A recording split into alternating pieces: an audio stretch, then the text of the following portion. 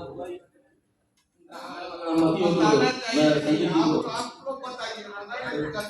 तो मैं संजीव बाबू, मैं सदन को बताना चाहता हूँ महापौर महोदय की अनुमति से कि 15 फाइनेंस से जो हम लोग को 204 करोड़ रुपए कर्ज के जो है हर साल हम लोग को आना होता था।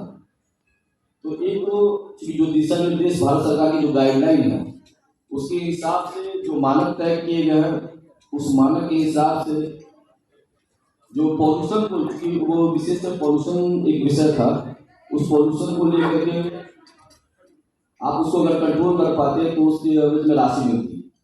पहला, दूसरी बात, जब वो राशि हमारे यहाँ आई तो वैसे यूएलबी पटना नगर निगम के इतर जो यूएलबी थे उस राशि को राज्य सरकार की ओर से जो है उन यूएलबी को वो पैसे ट्रांसफर कर दिए गए। निश्चित तौर से हमारे यहाँ से हम लगातार नगर आयुक्त से भी प्रयास कर रहे थे कि इस दौरान जो भी पत्राचार हुए हैं सरकार के लेवल पे, आपके लेवल पे, उससे स्थायी समिति को और बोर्ड को अवगत कराया कि किन कारणों से वो पैसे नहीं आ पाए, लेकिन दुर्भाग्य से वो अभी तक वो जानकारी हमको मिल नहीं पाई है। तो हम चाहेंगे भी कि नगर आयुक्त किन कारणों से वो अगर पत्र आता है कि हम लोगों ने तय भी कर रखा है जो राशि लगातार नगर निगम को पोस्ट ऑफिस बना करके बोर्ड को या आवासीय संस्थाओं को ट्रांसफर कर दी जा रही है। हम तो चाहेंगे कि यह सदन आज की तारीख में प्रस्ताव भी पारित करे कि वो जो 1000 करोड़ रुपए की राशि थी उस राशि को जो बुडको को ट्रांसफर कर दिया गया उसके खिलाफ एक प्रस्ताव आप पारित करें, तमाम सदन पारित करें, ताकि उस प्रस्ताव को हम आप बोर्ड से स्टैंडिंग से ये प्रस्ताव पारित है, स्टैंडिंग से प्रस्ताव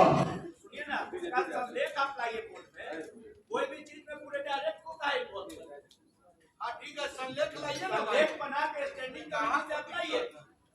अध्यक्ष महोदय, इसमें स्पष्ट है कि 511 करोड़ की जो राशि है बुडको को हस्तांतरित करने का निर्देश आदेश राज्य सरकार के द्वारा दिया गया है। जैसा कि स्पष्ट है कि नगर पालिका के जो कार्य चिन्हित किए गए संविधान की अपनी अनुसूची में 18 कार्य चिन्हित है, जिसमें सड़क और नाला भी है, पार्क भी है।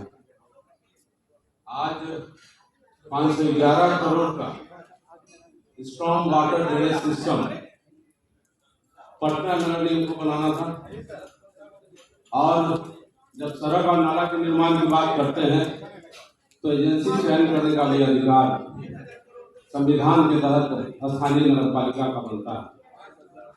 लेकिन आप देख रहे होंगे कि जो स्पेशल पैकेज 6ठे वित्त आयोग की अनुशंसा के आलोक में नवीन सिन्हा जब उसके अध्यक्ष होकर के हमारे बोर्ड के समक्ष आए थे, हम लोगों ने मांग किया था कि नगर पालिका की स्थिति बहुत अच्छी नहीं है, आर्थिक स्थिति भी समृद्ध नहीं है कि हम लोग बहुत सारे कार्यों को करा पाए। उसी के आलोक में उन्होंने रिकमेंडेशन किया था और 1000 करोड़ विशेष पैकेज के रूप में पटना नगर निगम को स्वीकृति प्रदान की गई।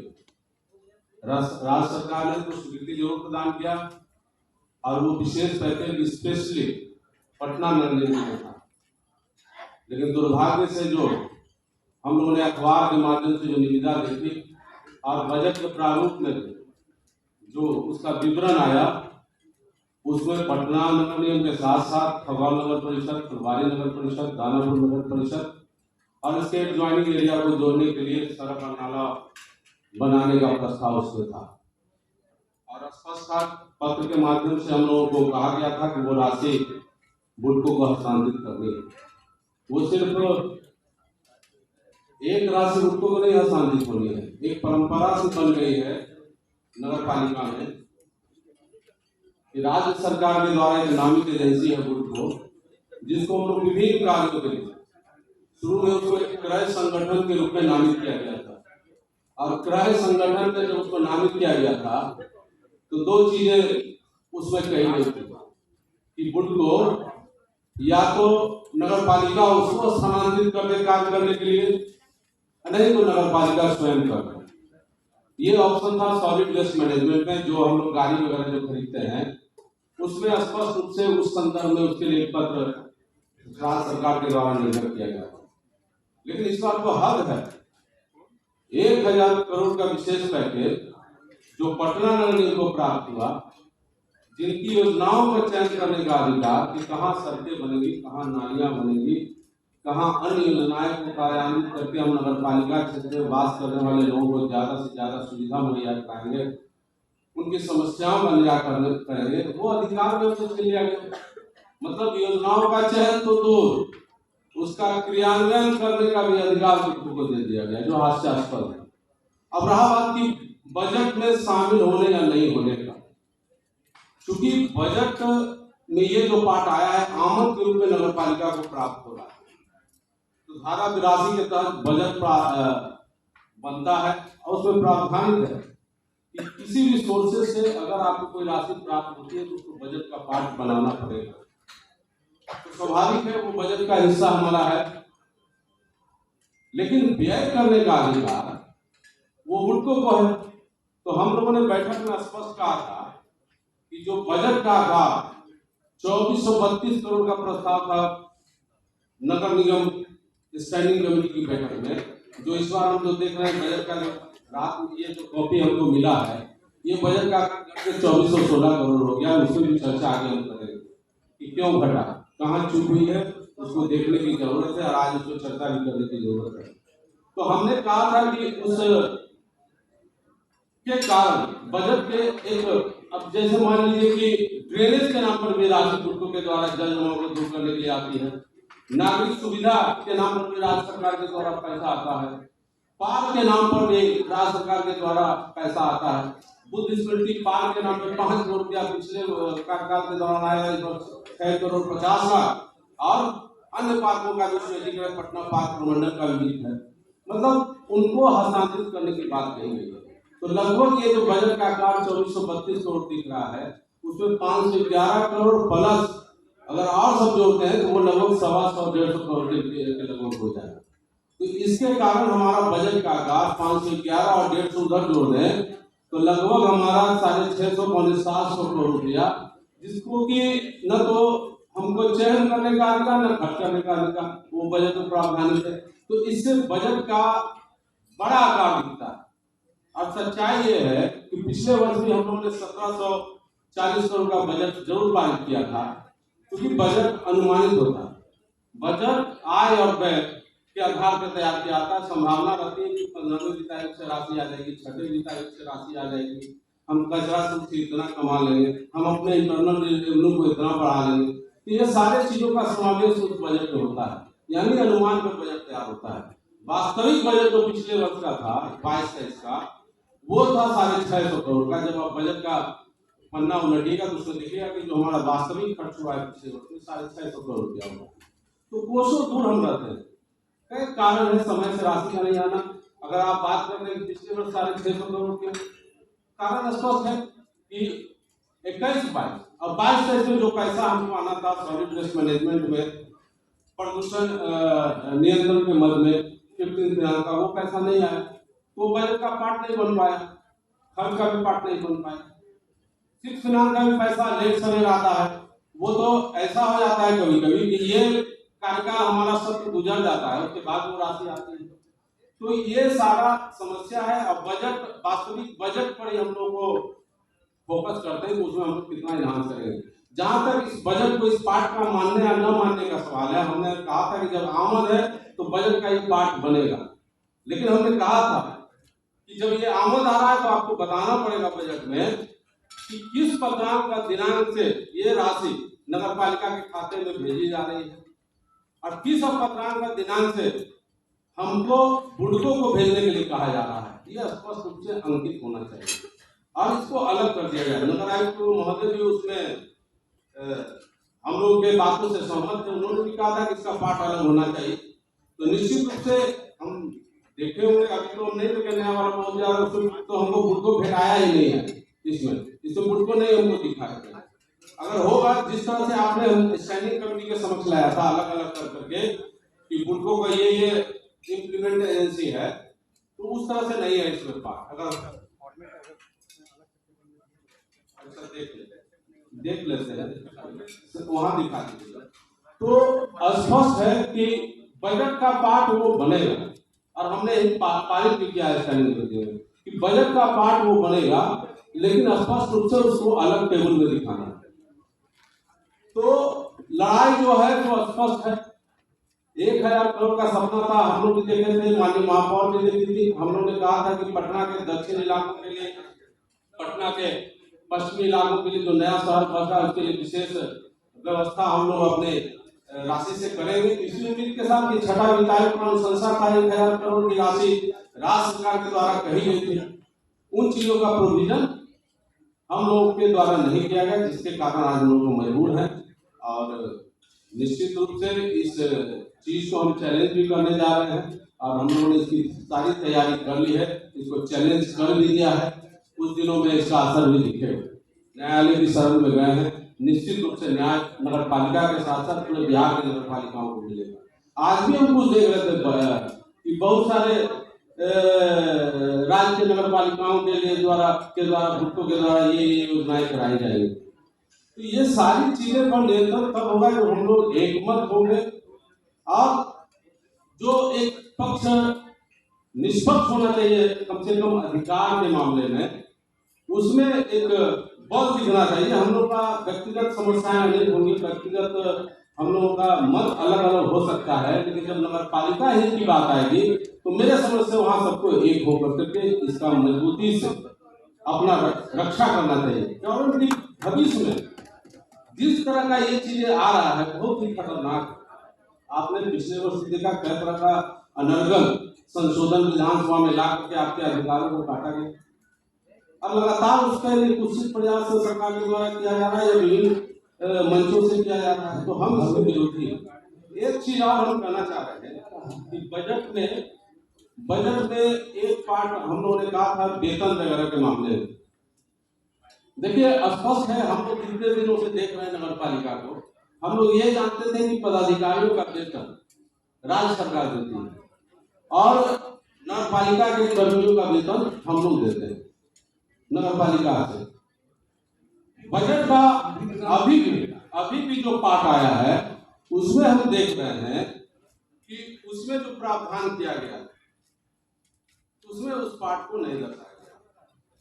जो वेज का पार्ट है उसमें मेरा ये कहना था कि सैलरी एंड वेज में आपने दर्शा दिया 15 फिनांस से 57.32 करोड़ एस्टैब्लिशमेंट एक्सपेंसेस में ये है, उसी से उसको हम लोग वेतन मजदूरी देते हैं। 6 फिनांस से दर्शा दिए तो 15 करोड़ 90 लाख, निगम फंड से 86.94 करोड़, प्रोफेशनल टैक्स से 10.5 करोड़, स्वच्छता अनुदान से 13.33 करोड़। इसमें एक चीज और भी होना चाहिए, स्टेट फंड भी होना चाहिए। कारण मैं इसलिए कह रहा हूं स्टेट फंड होना चाहिए। एक तरफ आप देखते हो कि काफी चर्चा हुई नगर निगम के राजस्व को बढ़ाने के लिए, और हम लोग जब पहली बैठक कर रहे थे स्टैंडिंग का तो नगर आयुक्त का हम लोग का एक ही मत था कि हम लोग आगे आने वाले 3 महीने अपने नगर निगम के इंटरनल जो सोर्सेज है राजस्व संग्रह का उसको बढ़ाएंगे। हमारी भी सहमति थी, सब स्टैंडिंग की भी सहमति थी, लेकिन इन्होंने जो बढ़ाने का प्रयास किया 500 कर्मियों को एक साथ लगाया वार्ड नंबर 1 में। ठीक है, आप राजस्व का स्रोत बढ़ा रहे हैं, नीति निर्धारण का बात था, वो आपको कर लेना चाहिए था, स्टैंडिंग से उसकी स्वीकृति ले लेनी चाहिए थी, नहीं। कारण मैं इसलिए बात कर रहा हूँ स्वीकृति का कि बिहार नगर पालिका सशक्त अस्थायी समिति कार्य संचालन नियमावली में स्पष्ट है कि कर एवं शुल्क संग्रहण से संबंधित कोई विषय होगा तो सशक्त अस्थायी समिति के समक्ष उसको लाया जाएगा। एक जनरल वे में चल रहा है वो अलग बात है, जिसकी स्वीकृति पहले से मिली हुई है, लेकिन उसमें अगर कोई बदलाव करते हैं, कोई नीतिगत बदलाव करते हैं तो उसकी आनी चाहिए थी। खैर आपने नहीं लाया उस विषय को, आपने किया भी। हमारा आपत्ति ये था कि आपने जो, और हम चाहते हैं कि निगम बोर्ड के समक्ष वो बातें आनी भी चाहिए कि आपने जो प्रयास किया और आपका जो अनुमान था कि इतना राजस्व आएगा, तो कितना राजस्व आएगा, एक। दूसरा कि उसको वसूली करने में कितने दिन हमारे कर्मी लगे, उन कर्मियों के वेतन में जो नित्य दिन खर्च होता है उस पैसे को भी जोड़ लिया जाए। 2, उसके भोजन पे जो खर्च हुआ उसको भी जोड़ा जाए। मैं इसलिए बातें कर रहा हूं कि हमारा हमेशा सोच रहा है कि राजस्व का काम राजस्व का व्यक्ति करे, सफाई का काम सफाई का व्यक्ति करे, अन्य चीजों जिसके लिए जो कार्य निर्धारित है वो व्यक्ति करे, एकदम स्पष्ट। ठीक है, स्पैरो ने गलत किया, हम ही विरोध किए हैं सदन में। पहला स्पैरो का ऐसा नहीं था कि हम संरक्षित कर रहे थे स्पैरो को। अगर स्पैरो ने गलती किया तो स्पैरो को निगरानी करने के लिए कौन कौन लोग बैठे हुए हैं भाई, अंचल से लेकर मुख्यालय तक, ये भी देखने की आवश्यकता है। अंचल में आपके कार्यपालक पदाधिकारी बैठे हुए हैं जिनका राजस्व संग्रहण एक प्रमुख कार्य है, वो क्या कर रहे थे? अरे एक नहीं, सारे 6 हम अंचल के कार्यपालक पदाधिकारी के लिए बोल रहे हैं।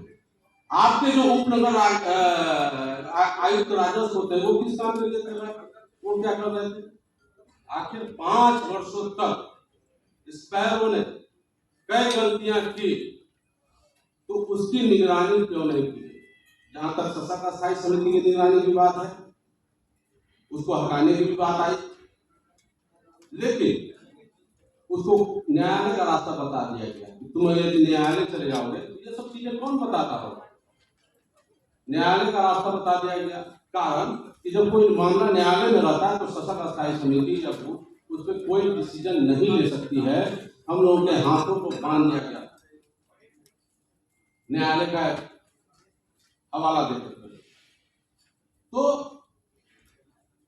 अगर नगर आयुक्त का मंशा, हमको भी लगता है कि ईमानदार व्यक्ति है, इनका मंशा साफ होगा, लेकिन हमने बराबर कहा है कि एकल प्रयास से कोई काम नहीं होगा।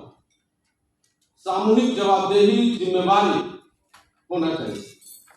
एक अकेला नगर आयुक्त 500 व्यक्ति की कर्मी को भेज रहे हैं और इनका प्रयास है कि किसी तरह से निगम का राजस्व बढ़ जाए। दूसरी तरफ मेरा स्पष्ट मानना है, सारे अंचलों में म्यूटेशन के लिए फाइलें पड़ी हुई हैं। क्यों पड़ी हुई है?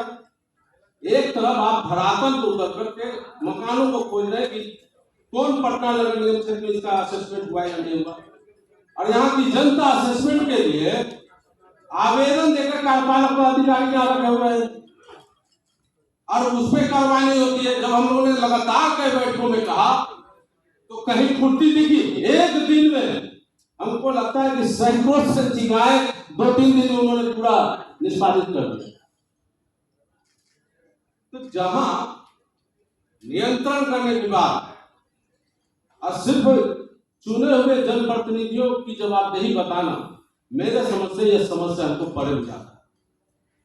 यहाँ बैठे हुए लोग नीति बनाने वाले लोग हैं, अनुपालन करना सामने वाले पक्ष को है, निगम प्रशासन को। और बखूबी हम लोगों ने आज तक जो भी नीति बनाई, नियम बनाए, वो निश्चित रूप से निगम के हित में बनाए। तो मेरा स्पष्ट मानना है उसका भी प्रोविजन कर दिया जाए स्टेट फंड से। सीधे साहब हम बोल रहे हैं कि उसमें वो जुड़ना चाहिए स्टेट फंड। इससे कह रहा हूं कि धारा 41 जो है बिहार नगर पालिका अधिनियम का, उसमें स्पष्ट है कि राज्य सरकार के द्वारा जो नियुक्त पदाधिकारी होंगे नगर पालिका में, उनके वेतन भत्ता मद में खर्च होने वाली जो राशि होगा उसका वहन राज्य सरकार करेगी। तो राशि बचाना भी एक तरह से सोर्सेज को बढ़ाना है, आमद को बढ़ाना है, मेरा मानना है।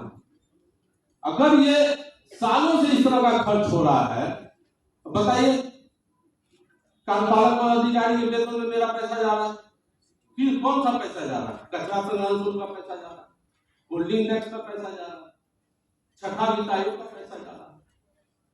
क्यों जाना चाहिए भैया?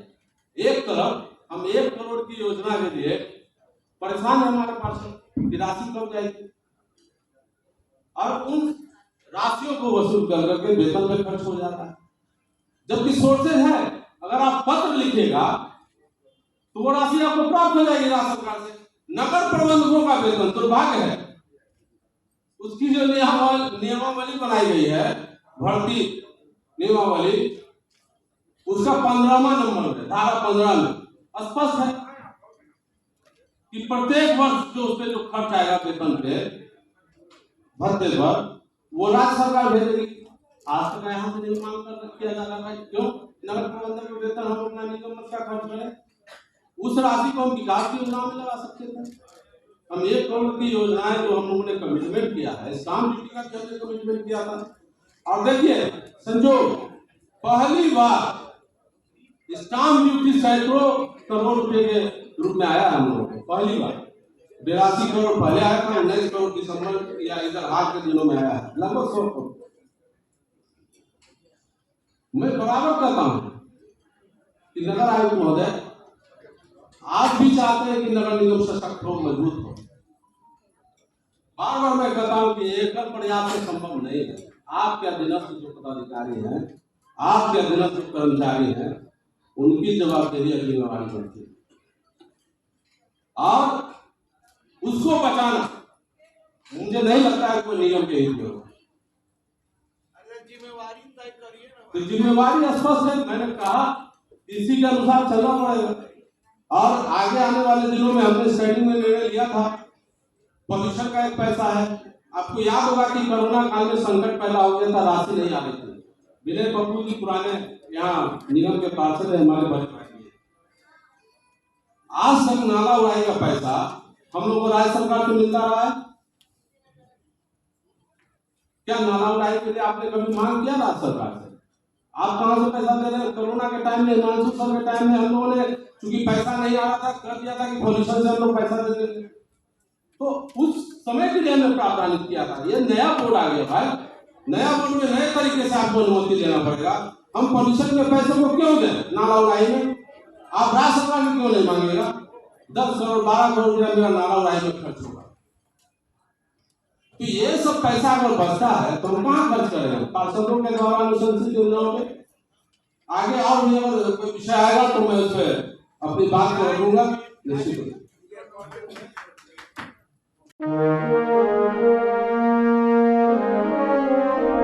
Got it, and it's a wrap.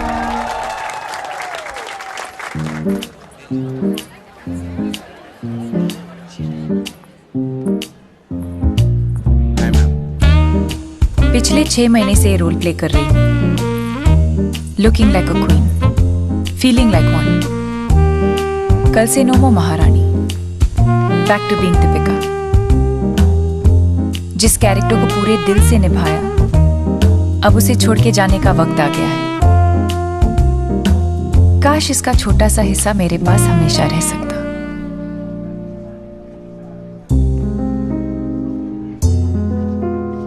Mohan ji.